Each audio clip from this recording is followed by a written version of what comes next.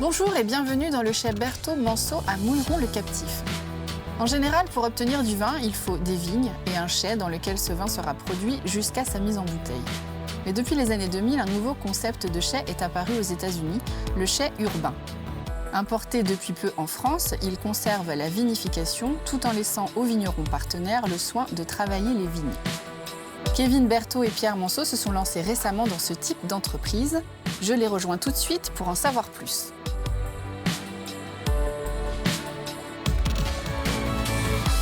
Bonjour Kevin. Bonjour Catel.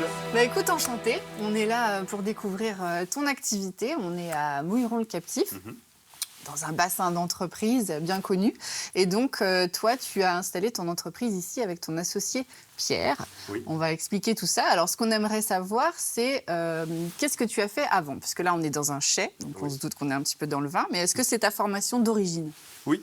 Alors, je commence au tout départ. Donc, avec Pierre, on se connaît depuis petit. En fait, on est originaire de la même commune, Saint-Laurent-sur-Sèvre, donc dans le Bocage. Le hasard a fait qu'on a fait les mêmes études. Donc, on est tous les deux ingénieurs en agriculture de l'ESA d'Angers, École supérieure d'agriculture.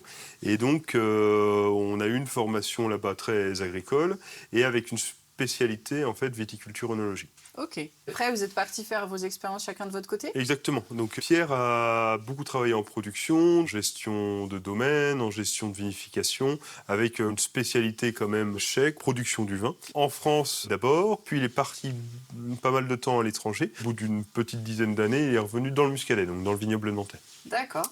Et moi, pour ma part, ma femme est aussi dans le monde du vin, donc on était tous les deux dans la région bordelaise. J'ai fait un petit peu de production et après, je me suis rapidement orienté vers le conseil en viticulture. Donc ma femme a changé de poste, a été recrutée dans le Muscadet. Vous êtes retrouvés tous les trois dans le Muscadet. Je savais que Pierre était là, je l'ai appelé savoir s'il y avait du boulot et il venait justement de quitter son poste. Et donc voilà, on a décidé de se lancer. Pierre avait vu, lui à l'étranger, notamment aux États-Unis, il avait vu ce concept de chai urbain. Oui. Voilà. Donc en fait, c'est-à-dire acheter du raisin à des producteurs locaux et le ramener en grappe entière chez nous pour le presser, le vinifier, l'élever, mettre en bouteille. Et tout ça plutôt en zone urbaine pour faire connaître finalement le métier de vinificateur au plus grand nombre. Et donc aujourd'hui, vous êtes le premier chai urbain de Vendée. De Vendée, oui. On est les seuls installés en Vendée. Je dirais qu'il y a une quinzaine de chais urbains à peu près en France, principalement dans des grandes villes.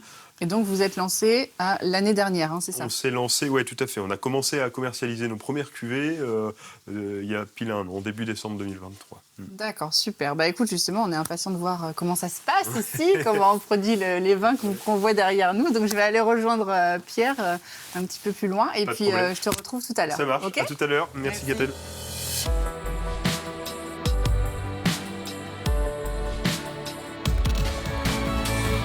Bonjour Pierre. Bonjour. Eh bien ça y est, on est dans l'antre du chai, si j'ai envie de dire, là où tout se passe, où le vin est produit. Donc ça, c'est entre autres ta partie. Alors rappelle-nous justement comment se répartissent les fonctions entre toi et Kevin. Alors en gros, Kevin, on va dire que c'est celui qui va chercher, identifier les terroirs, chercher les bons vignerons avec les bonnes pratiques, le bon cépage sur le bon terroir. Moi, je suis un peu plus spécialisé, complètement plus spécialisé sur la partie vin, sur la partie production. D'accord. Alors justement, comment se fait le choix des raisins? Où est-ce que vous allez les trouver, ces raisins et ces viticulteurs? Parce que c'est des productions au départ. Oui, en fait, à la base, avec Kevin, on discute des vins qu'on aime, des cépages qu'on aimerait travailler. Donc, par exemple, du chenin, qui est fait plutôt autour d'Angers, sur un terroir plutôt de schiste. Parce qu'on aime la minéralité, on aime la tension, on aime tout ça. Et donc, ensuite, on va essayer de trouver le bon terroir, le bon vigneron, pour pouvoir ensuite faire un partenariat et lui acheter son raisin. Et alors, ils sont toujours d'accord? Oui, globalement oui. Ils y trouvent des avantages parce qu'en fait, ça diversifie un petit peu leur commercialisation et ça leur fait une rentrée de trésorerie qui arrive au moment de la mise en bouteille. Et nous, on parle aussi d'eux, en fait. C'est vraiment, on essaie de faire des choses qui soient durables, qui soient équitables et on mentionne leur nom parce qu'on n'oublie pas que c'est eux qui travaillent la vigne, qui font un travail qui est assez harassant. Et donc voilà, on parle aussi d'eux et on les fait connaître, leur travail. Oui, vous les mettez en valeur et puis de toute façon, sans eux, il n'y aurait pas de vin ici. Exactement, ils font une grosse partie du boulot quand même. Si on a des bons raisins, on aura des bons vins. Alors aujourd'hui, quel type de vin vous faites? Alors on fait du blanc, du rouge, du rosé et du pétillant. Ok. On a une façon de faire le vin qui est assez naturelle. On ne veut pas standardiser les vins, c'est-à-dire qu'on utilise les levures indigènes. Les levures indigènes, c'est les levures qui sont naturellement présentes sur le raisin pour faire le vin. Et ensuite, voilà, on ne rajoute pas de sucre dans le jus pour augmenter le degré d'alcool. On essaie vraiment de faire des choses qui soient naturel, finalement. Ouais, qui soient authentiques en fait et qui respectent vraiment le terroir.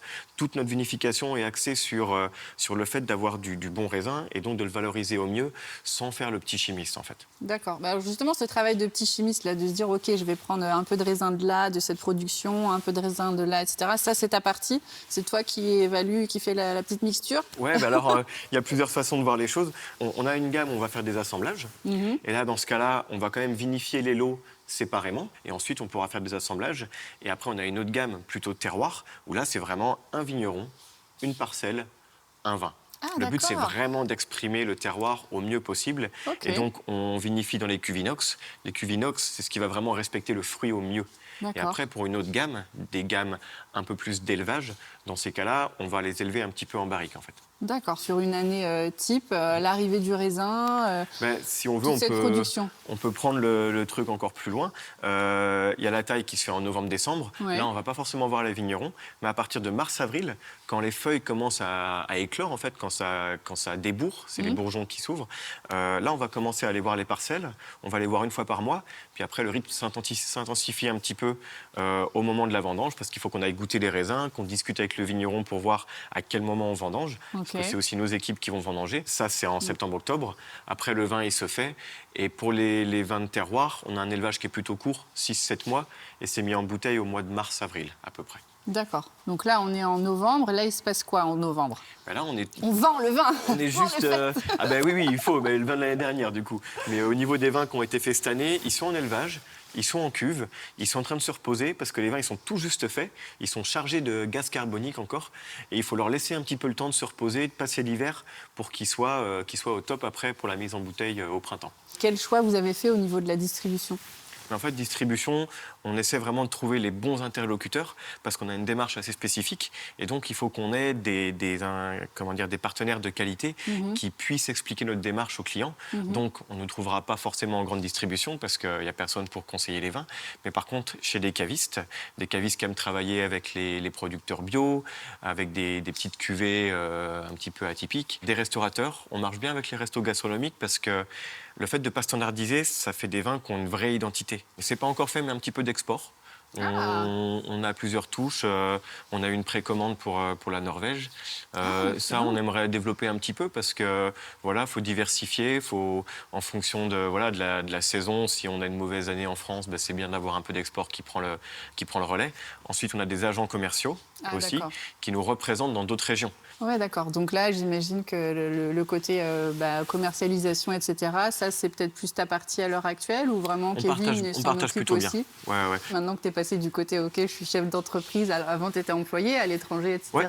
Ouais. Donc alors, quel retour tu peux en faire? C'est forcément différent de ce qu'on avait imaginé, parce qu'on s'imaginait qu'il y aurait des choses qui seraient difficiles, mais pas forcément celles qu'on a vraiment eues. Et qu'est-ce qui a été difficile alors?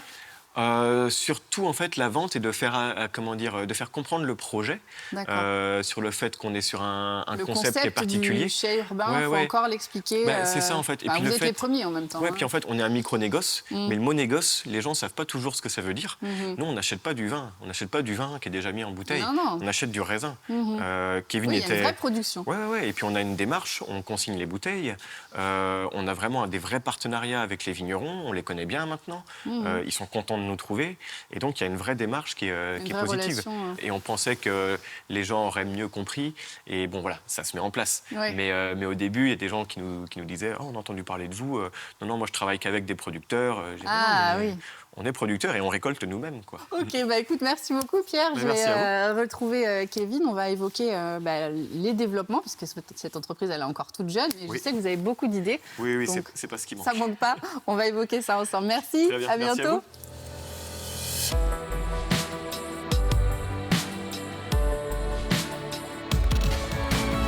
Alors Kevin, je te retrouve devant ces jolis cartons. On voit un petit peu toutes les bouteilles et tous les vins que tu proposes avec Pierre, on vient d'en parler. Donc là, l'entreprise, elle est encore toute jeune, vous avez à peine 1 an d'existence.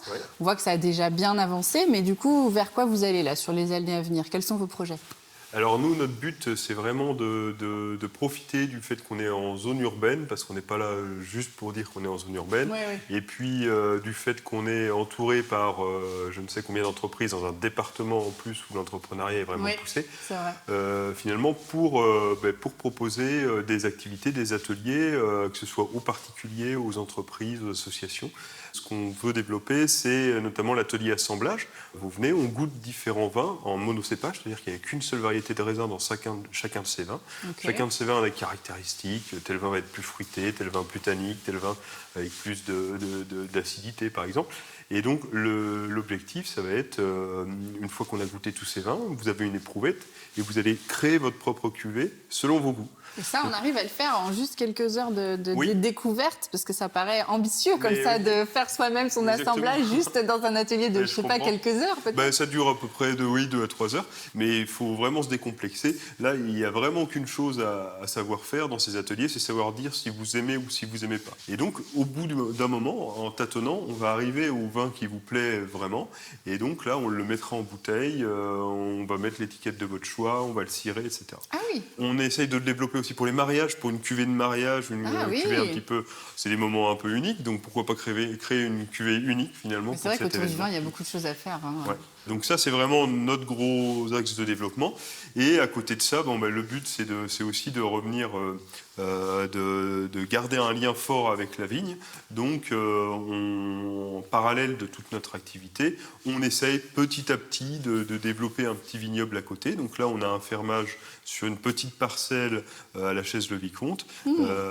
C'est du chardonnay, mais il reste de quoi planter, des espaces pour planter. Donc là, on aimerait bien, pourquoi pas, installer des cépages qu'on a du mal à trouver ailleurs, des vieux cépages, des vieux hybrides de Vendée, par exemple, comme l'Oberlin, éventuellement, ou des choses comme ça. D'accord. Bon, et alors toi, quel bilan tu tires de cette aventure de création d'entreprise un an si après. je devais avoir un mot, ça serait de la stimulation, beaucoup de stimulation, que ce soit du stress aussi.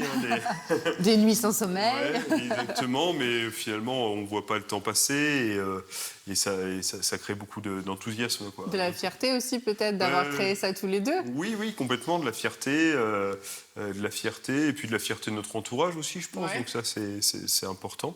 Et puis voilà. Que des bonnes choses à venir. C'est ça, on l'espère.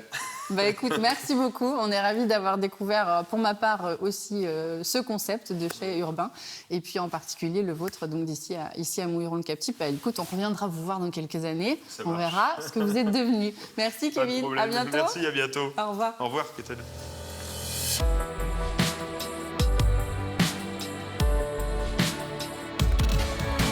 Après seulement 1 an d'activité, il s'agit aujourd'hui pour Kevin et Pierre de faire connaître justement leur travail et ce concept novateur de chai urbain. Ils sont notamment à l'origine d'un marché de producteurs lyonnais qui aura lieu mi-décembre. Merci beaucoup et à la semaine prochaine pour un prochain Mageco.